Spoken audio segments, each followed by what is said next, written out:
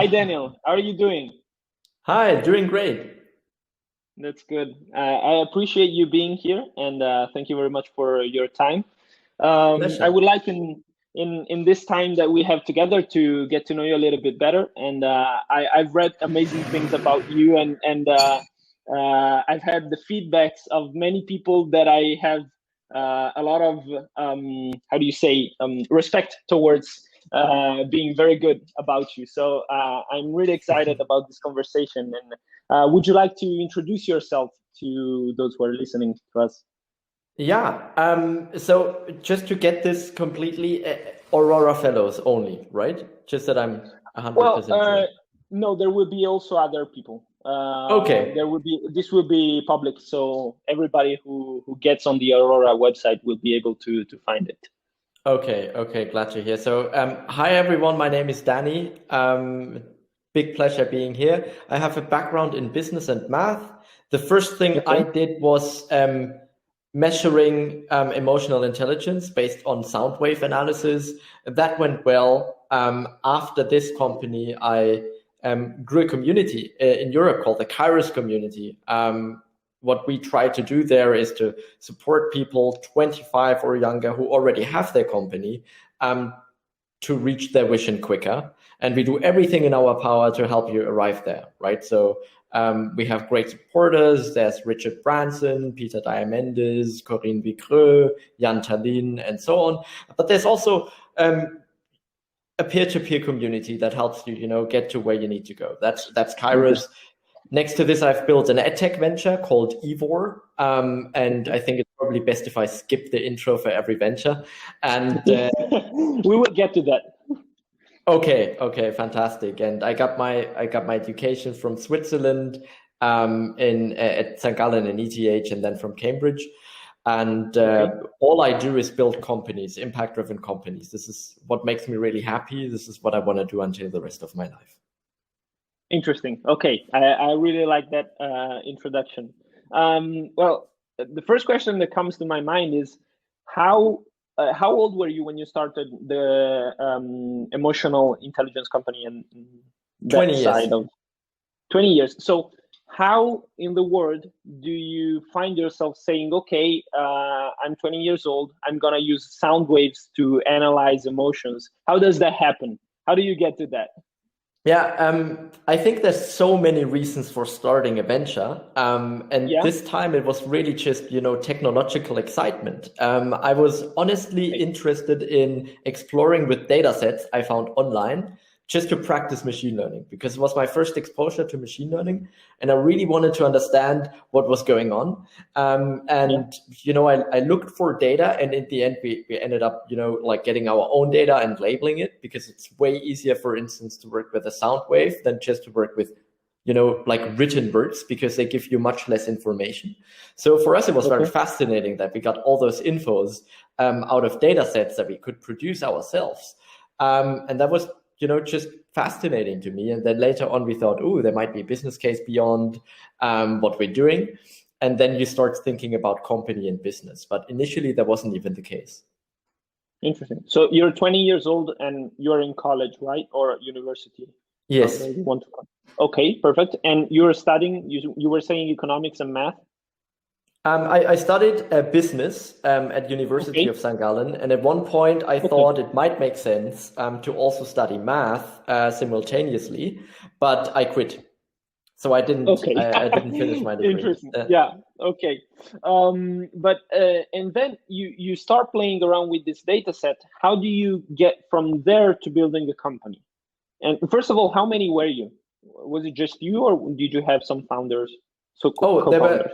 There were two other people, especially on the technical side. I understand things mathematically and technically, but especially when it comes to a lot of back-end stuff, I need help, right? And we initially, that's what I've done since then, actually, so what we've done is we've just, scaled by convincing people to just join us because they like what they're doing, right? So we've grown we've grown very quickly to over 10 people without anyone yet being on the payroll, right? Because we've just been excited about building tech. Yeah. Interesting. Yeah. And how did you find the business use case, let's say, for that? How did you go from just a project or a study to being something that could be used in business? So back then I was at University of St. Gallen, and everyone there was very excited about consulting. And what I found is I found this very interesting, first of all, and secondly, someone told me, it was just a coincidence, that it costs BCG, I think they said 50,000 Swiss francs to hire people. These, this is the hiring cost they got. And I think I did research later and I found out it's wrong. But back then I was like really convinced, and I was like, wow, let us see if we can facilitate this process, right? And then we actually said, why not? If you can measure this, right? All the things that you would measure in an assessment center. What's the team fit? What's the MBTI? And you can actually find very interesting correlations with MBTI. What is that word? MBTI? I should have explained that. Very obvious if you've worked on this for a while. MBTI is the Myers-Briggs framework, and it is a framework that kind of says you're either extroverted or introverted, you're either judging or perceiving, and it kind of puts you in these categories. And you can kind of find a lot of, you can train your model to tell you like which people fit to which. Are you an ENFJ, which means you're extroverted, intuitive, feeling, and judging, and so on. And are you like, what's your big five personality? How neurotic are you? And so on. And you can find that out about people. Yeah, interesting. So Myers-Briggs is the same one. It's the 16 personalities type. It's right? Like 16 personalities. Okay. Yeah. Okay, perfect. Interesting. Exactly. And so you use this analysis of emotions to figure out that about people, to figure out the personality type, right? Yeah, amongst others. Yeah. And you would sell that to companies for hiring. That was the idea. Yeah. But at one point we, without having actually made the business feasible, which I did later on during other businesses, we sold the technology. Yeah. Okay, interesting. And who did you sell it to? Where was the company buying? I can't disclose, unfortunately. Oh, okay, no problem. Yeah, I was just gonna say that I don't think that they did it also because they were just fascinated by the idea of working on the extracting data waves. No, interesting, really interesting. And where did you go from there? Where did I go from there? I actually started. So a lot of things happen simultaneously. I'm one of those believer in, you can do many things at once as long as you bring things to a close. And back then I was getting into community building. I started, building Kairos later on across entire Europe. And I also started a coaching business called Unlimitics, where I initially even just coach people to study very efficiently. And my motto kind of was, within a day a week, you can do all your studying, and then you have the rest of your week to kind of do build companies and do stuff. And people got interested in that. And initially I did it for free. And after a while I charged money. Then it became a coaching business. Then I started give workshops because it was more scalable. At one point, we even trained the Daigang Olympic math team in China for an international competition, which they won, which I found very exciting. And so I deeply believe in the principles. And then we thought, let's turn this into full scale. Let's build an online academy out of this. Okay. Which completely failed because no one wanted to watch this stuff without interacting with us. They wanted coaching, not watch content, right? So we said, we put this in an app, and currently, so I'm not operative anymore. There's an external CEO, because now I really need to focus all my energy on my current company. But there's a current CEO managing it. And that's actually Unlimitics, and we put it in an app. It's an emotionally smart coach. It's unlimitics.com/coach if you want to look at it. And all it does, it has a conversation with you, and it coaches you like a human being. Interesting. Okay.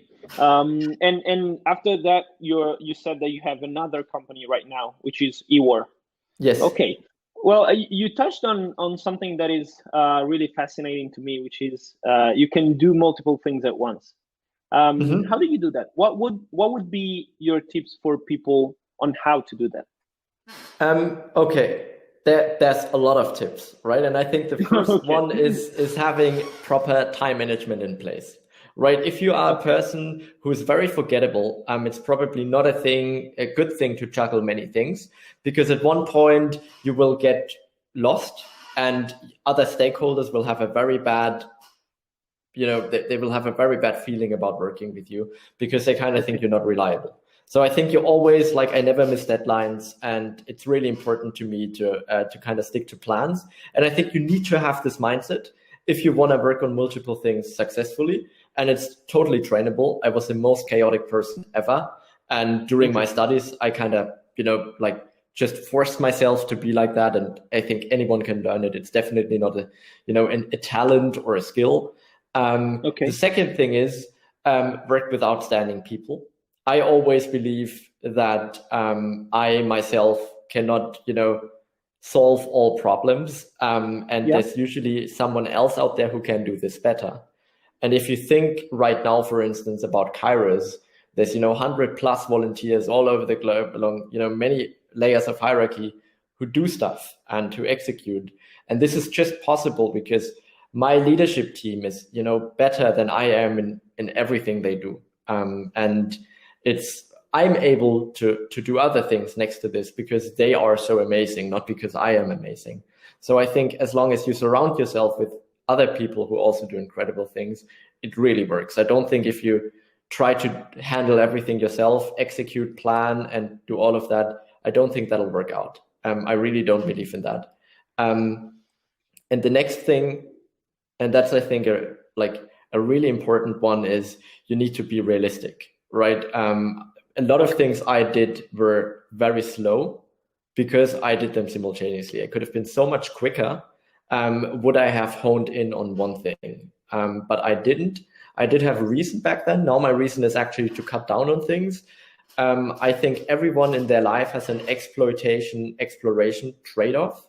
You can explore, right? Let's say you can see 100 different jobs. 100 is probably too many because it would take you until you're 40 something to see all of them. Yeah, sure. Right. So you want to cut down, and but there's also some point where you need to stop exploration. And that trade-off now has stopped for me. I've explored enough. I know what I want. And now I'm going to cut down and focus on one thing at a time. And it's a lengthy process. You can't end every project straight away. But this is, what I'm focusing on right now. Interesting. And what is the one thing that you found that you really love and that you want to do? Do you mean just building companies in general, or do you have a more specific vision for this one thing that you said that you have now found through exploring and now you want to exploit? Yeah, this is a fantastic question, because I think there's, for me at least, there's definitely not one thing I really love. If I tell you what I love, it's research. I really love research. I went to Cambridge for a reason. It's very research heavy. And I love just understanding things theoretically and reading papers. I also love data science. It's just fun. I love, just exploring with big data sets and also visualizing that data and making sense of it. But I also love dealing with people and giving talks. And, there's so many things I love. And I think in life, it's not about finding the thing you love most. It's about finding one of the things you love and making this compatible with everything else in your life. And there's this beautiful Japanese framework called the Ikigai. Ikigai says, there's these 4 things. You need to love it. So that's the one thing. I love many things, but then you also need to make money with it. That's a little bit more difficult. Then the world needs to need it, right? It needs to be good for the world. You can make money trading oil, but is it really good for the world? It's debatable, right? And then you need to be good at it. I love singing. I'm a fantastic, but I suck at singing, right? It's something I love, but something I'm not good at. So all the 4 things need to happen at the same time. And at one point, I just stopped. I discovered that Ivor has everything I need for my Ikigai, right? I'm good at it. I love it. It earns me money, and I could totally, spend the rest of my life doing that. I could totally imagine that. And it might be at one point that I switch, right? It's not the final thing where I say, never ever in the world will something happen and I will just change this. But it'll definitely be something that I will consider twice changing. And if I shouldn't change it for the next 50 years and I would reflect back on my life, I would probably be glad that I did it, at least from the knowledge I have right now. So that's my framework. Amazing. I don't try to optimize. Yeah. Amazing. That's a really good answer. So thank you. I have another curiosity, which is, it's just the fact that your path until now has been out of the ordinary. It's not the common path that people take. And my question is, was it intentional or was it not? You mentioned before that you were completely different while you were studying, also about this thing of being disciplined and able to maintain deadlines. So what is the line between how much you chose? Have you ever thought about, I want to be extraordinary, or did it just happen out of interest? I'm curious about that. This is a fantastic question. It's getting really deep. Wow. I have to think about it for a second before I give you a proper answer. I think there's always been a drive in me to kind of do something unique. Probably from, like being a child on, I've always dreamt, I've always, played games with my friends where I kind of just invented imaginary worlds and let them play with them. And I really love imagining stuff, but then also bringing imagined stuff into reality. I think that's always been something I really enjoyed. I could have probably done that in research as well. This would have been a different angle, but that has always existed.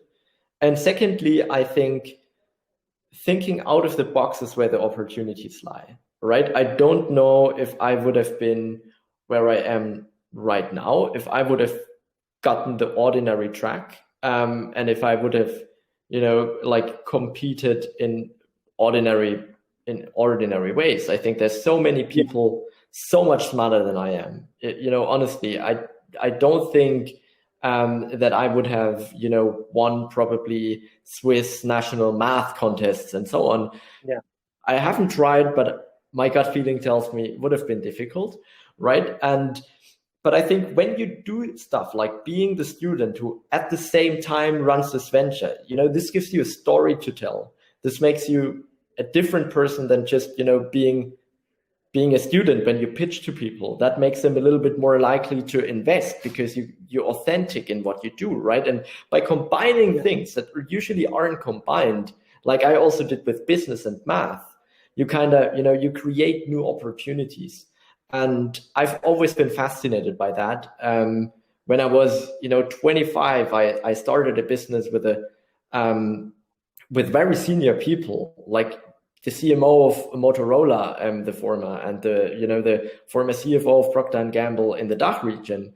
And I think that would have never happened to me if I would have went into consulting, right? And now I learn from them so much, and it's an incredible journey. And I think what excited them about me was that I kind of had a lot of different things that someone who just goes an ordinary journey wouldn't talk about. It's very difficult to tell. It's kind of me post-rationalizing this. And I might be biased, right? Like I try my best to give you an honest answer, but all I can do is make speculations.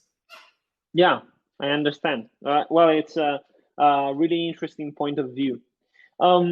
Another topic that I would like to move on is what would be your advices for that student which is actually 20 years old and is thinking about starting a venture or doing something like that? What would be the things that you think are most important to focus on? And let's start from that. Okay. First of all, do it. I think, there's so much you learn. Even if you fail, I've done so many things I failed at, and it's always been a learning opportunity. And at the end of the day, I was always afraid of failure. Now I mostly talk about my successes, right? Because I can also talk about my failures another day. We could fill 2 hours with that, right? I've done so many mistakes, way more than my successes, right? But that's not what people look at. They look at, you know, what you learn, what you can actually do. It's about building stuff. So I would totally encourage you to try it out. I've been afraid too much of failure in my life, and I think you shouldn't, right? You should just focus on doing stuff. Secondly, there's never, ever in the world been a better time for a young person to start a venture. First of all, there's a lot of capital available right now. And secondly, the old generation now started listening to the young generation, right? 20 years ago, a CEO would have never listened to a 20-year-old telling them what to do. Maybe a prodigy or like some extreme form of overachiever. Yeah. But now, you know, with the internet, when it comes to blockchain, whom should a CEO trust, right? Some professor like doing research their entire lives and kind of grasping a little bit what it means, or some young entrepreneur who's coded Solidity for the last 2 years and actually understands practically what the entire thing is doing.